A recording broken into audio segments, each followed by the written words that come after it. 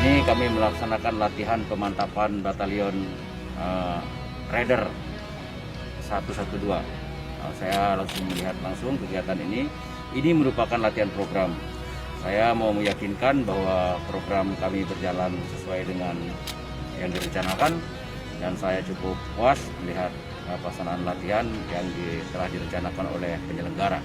Walaupun di tengah situasi pandemi COVID-19 saat sekarang, kami dari jajaran Kodam tetap melaksanakan program latihan, program kesiapsiagaan dalam rangka menjaga, memelihara, dan meningkatkan kemampuan satuan yang berada di jajaran saya, yaitu di Kodam Iskandar Muda.